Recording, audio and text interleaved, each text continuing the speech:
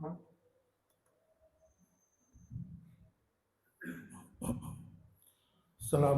warahmatullahi wabarakatuh. Alhamdulillahi rabbil alamin. Summa alhamdulillahilladzi hamdan katsiran thayyiban mubarakan fi kama yuhibbu rabbuna wa yarda. Asyhadu an la ilaha illallah wahdahu la syarika lah wa asyhadu anna Muhammadan 'abduhu wa rasuluhu alladzi la nabiyya ba'dahu. Allahumma salli wa sallim wa barik ala Muhammadin wa ala alihi wa ashabihi wa man tabi'ahum bi ihsan ila yaumiddin. Fa ya ibadallah usikum wa nafsi bi taqwallah faqad fazal muttaqun. Qala ta'ala fi kitabil karim, a'udzu billahi as-sami'il 'alim minas syaitonir rajim min hamzihi wa nafthihi wa nafsi. Ya ayyuhalladzina amanu taqullaha haqqa tuqatih wa la tamutunna illa wa antum muslimun. Jamaah sekalian, tidak lelah kita ini senantiasa bersyukur kepada Allah Subhanahu wa taala atas berbagai macam limpahan nikmat-nikmat kepada kita sekalian. Karena dengan nikmat itu akhirnya Allah Subhanahu wa taala memudahkan kita untuk hadir di dalam suasana pagi subuh ini. Mudah-mudahan kita mendapatkan keberkahan dari doa yang dilantunkan oleh baginda Nabi Rasulullah SAW. Beliau menyampaikan, aku memohon kepada Allah agar memberikan berkah rahmat kepada hamba-hambaku yang senantiasa pada waktu subuh dia sudah melaksanakan salat subuh, pada waktu pagi di awal harinya dia sudah bangun untuk salat subuh. Maka kemudian jamaah sekalian, semoga kita juga mendapatkan berkah dari doa Nabi ini. Ma'asyiral muslimin ya zumratal mu'minin rahimakumullah. Ketika saya melihat sebuah tayangan di YouTube dari seorang ustadz yang kalau saya sebutkan pasti panjenengan tahu siapa beliau. Beliau memberikan sebuah gambaran yang cukup menarik.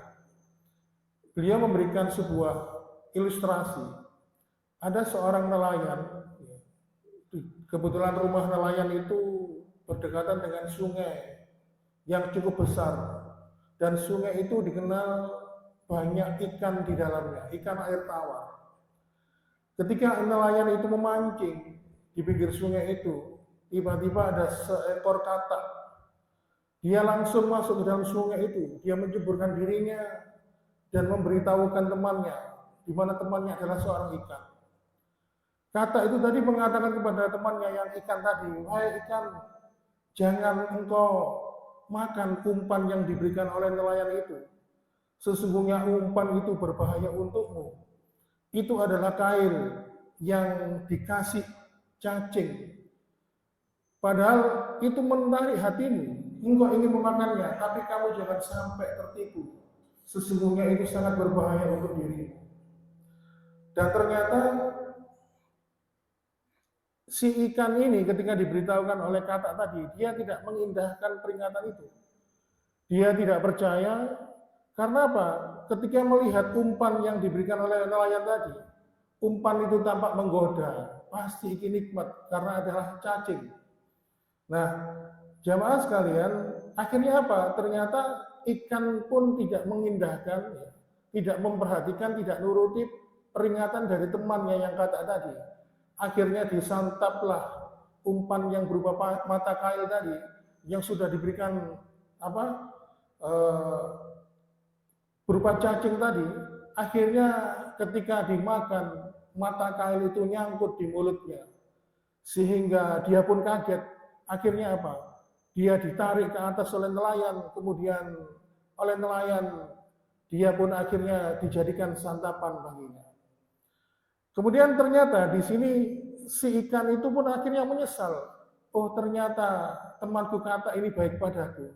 Dia mau memperingatkan aku, mengingatkan aku akan bahaya yang bila aku menempuh ini, dia akan memberikan bahayanya. Apabila aku menempuh ini, maka aku akan mendapatkan kesengsaraan.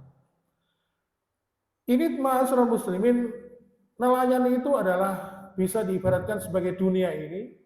Sedangkan kata itu adalah para penyeru, pemberi peringatan, seperti para nabi dan rasul, dan orang-orang yang mengikuti jalan mereka, seperti para pendakwah dan sebagainya. Dan kita diibaratkan adalah ikan itu. Ketika kita hidup di dunia ini, ya seperti ini, kita diperingatkan oleh mereka. Bahwasannya nanti ketika kita akan meninggalkan dunia ini, akan mendapatkan konsekuensi dari apa yang kita lakukan dalam kehidupan dunia. Oleh karena itu Allah Subhanahu wa taala salah satunya di dalam surat Al-Fajr ayat 23 dan 24 memperingatkan bagaimana nanti manusia itu menyesal. Waji yauma idin bi jahannam, yauma idzi yatadzakkaru insanu wa anna lahu dzikra.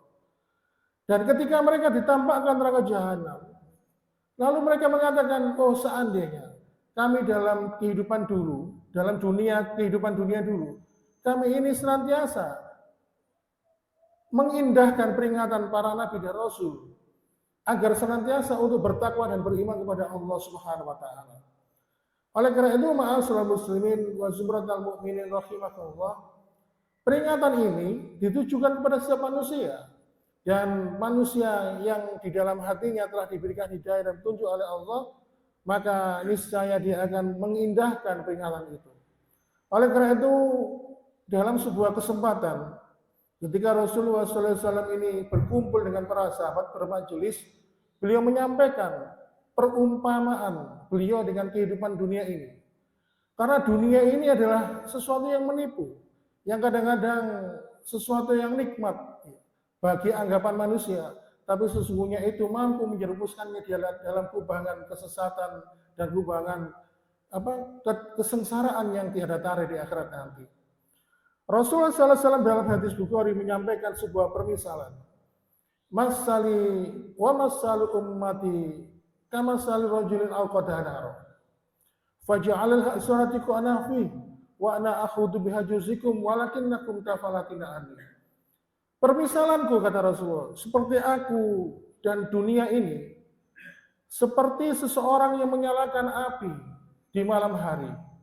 Kita lihat kalau di perkemahan, ya, di tengah hutan, ada seseorang yang menyalakan api unggun di malam hari, tentu temaram cahaya yang dibinarkan oleh cahaya api unggun itu menarik perhatian, mampu menghidupkan suasana malam yang gelap gulita itu menjadi terang.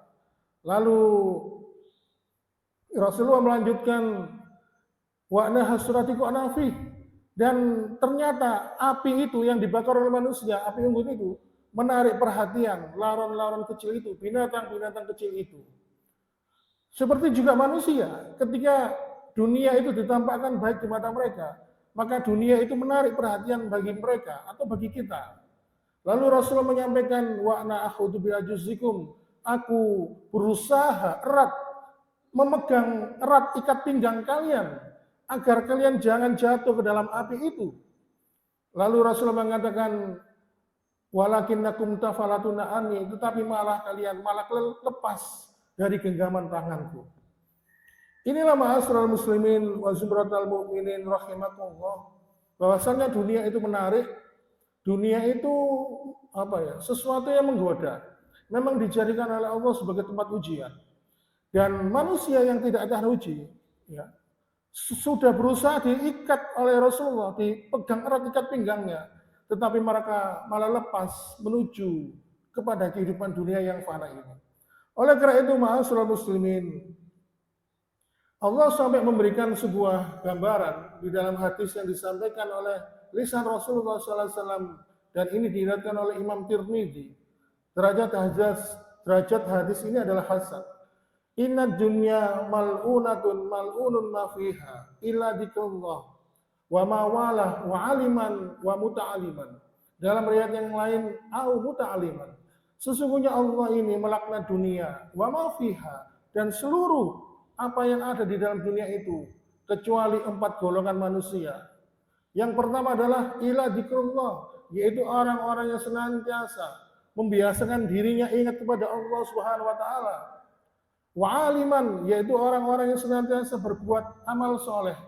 Wa muta'aliman, yaitu orang-orang yang senantiasa mempelajari ilmu, terutama ilmu agama. wa muta'aliman atau orang yang mengajarkan ilmu, yaitu ilmu agama kepada orang lain. Oleh karena itu, ma'asyiral muslimin, kalau kita tidak bisa menjadi keempat golongan manusia, maka usahakanlah menjadi salah satu di antara mereka. Kembali kepada pemisalan tadi, ketika nelayan tadi menghamparkan dunia kepada ikan, maka sahabat setianya yang cinta kepada ikan tadi, yaitu katak, memberikan peringatan. Hei katak, hei ikan, jangan engkau makan umpan itu, karena umpan itu adalah kail yang tajam, yang mampu mengangkat kamu dalam kehidupanmu yang sekarang ini, dan engkau akan menjadi santapan nelayan itu. Oleh karena itu, disinilah peran tugas seorang penyeru kebenaran. Makanya Allah Subhanahu wa Ta'ala memuji kepada hamba-hambanya yang mau memerankan dirinya untuk mengingatkan kepada manusia yang lain. Seperti yang disampaikan oleh Allah di dalam surat Al-Fusilat, insya Allah ayat 33. Wa man ahsanum qawlan mimman da'a ila Allah. Adakah ucapan yang lebih baik kecuali kepada ucapan yang mengajak kepada jalannya Allah, menyeru kepada Allah. Dan ucapan ini, yaitu jalan dakwah ini, menyeru kepada kebaikan, mengajak kepada kebenaran dan keselamatan, adalah jalannya para nabi dan rasul. Makanya Allah Subhanahu wa Ta'ala menjadikan setiap umat ini ada nabi dan rasul yang menyuruh mereka. Sebagaimana ketika Allah menyampaikan di surat 16, surat An-Nahl, di ayat yang ke-36, walaqad ba'atsa fi kulli ummati rasulan an ibudullaha wajtanibut taghut. Dan sungguh, kata Allah, aku menjadikan setiap umat ini ada seorang nabi dan rasul. Apa tugas mereka? An ibudullaha, mengajak kepada jalan, menyuruh kepada Allah, wajtanibut taghut, dan untuk menjauhi tauhid. Oleh karena itu, ma'asyiral muslimin wa zumratal mu'minin rahimakumullah, lalu bila manusia itu telah diperingatkan, sudah diingatkan tentang bahaya bila dia melenceng dalam kehidupan dunia ini, maka Allah Subhanahu wa Ta'ala memberikan konsekuensi. Begitu juga kepada para penyeru ini, Allah menyampaikan, apabila engkau sudah mengingatkan manusia, lalu manusia itu tidak mau mengindahkan peringatan yang telah engkau berikan, maka tugasmu hanya menyampaikan. Makanya para nabi dan rasul itu tugasnya hanya menyampaikan aja. Hasilnya diserahkan kepada Allah, kepada manusia, kepada umat mereka. Mereka mau beriman atau tidak. Sebagaimana ketika Allah Subhanahu wa Ta'ala berfirman di surat Al-Ahqaf, di ayat yang terakhir, di ayat yang ke-35, di situ Allah Subhanahu wa Ta'ala menyampaikan, fasbir kama sabaru ulul asmi minar rasul wala tastajillahum ka'annahum yauma yarawnaha ma yu'adduna lam yalbasu ila sa'atan min naharin balad fahal yuhlaku ilal qaumul fasikun. Maka bersabarlah hai Muhammad seperti sabarnya para nabi dan rasul yang bergelar ulil asmi. Dan janganlah engkau, kata Allah kepada Muhammad, janganlah engkau minta disegerakan azab kepada mereka. Karena mereka hari ini akan mendapatkan janji dari apa yang kau tunaikan, apa yang kau sampaikan dulu. Dan mereka yang menjadikan kehidupan dunia itu sebagai tempat kesenangan mereka, mereka baru menyadari bahwa kehidupan akhirat yang begitu kekal abadi, sa'arim min naharim balad, ternyata ditentukan oleh kehidupan dunia yang begitu singkat. Mereka baru menyadari, ternyata kenikmatan kehidupan akhirat yang kekal abadi, ditentukan oleh perbuatan mereka dalam kehidupan dunia yang singkat di dunia ini. Lalu Allah mengatakan, tugasmu hanya menyampaikan, maka tidak ada yang dibinasakan kecuali kaum yang fasik. Itu pesan Allah kepada mereka yang mengingatkan manusia.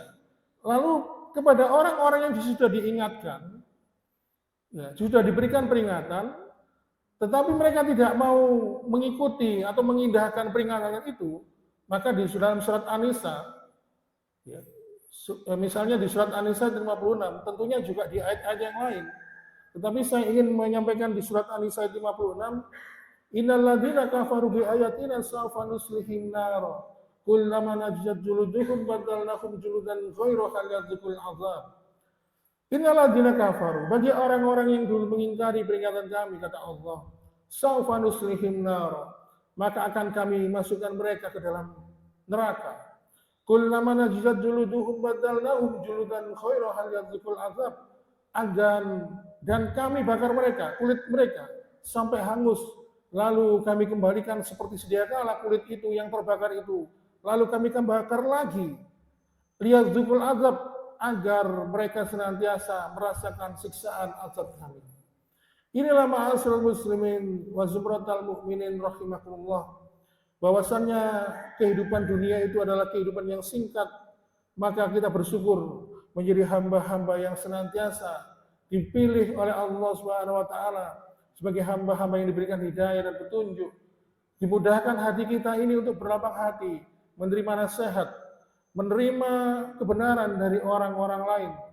Maka dengan dasar itulah, maka ketika kita mampu mendapatkan hidayah dari Allah Subhanahu wa taala, hati kita dimudahkan oleh Allah, mudah menerima nasihat, maka itu sebagai salah satu jalan bentuk Allah sayang kepada kita.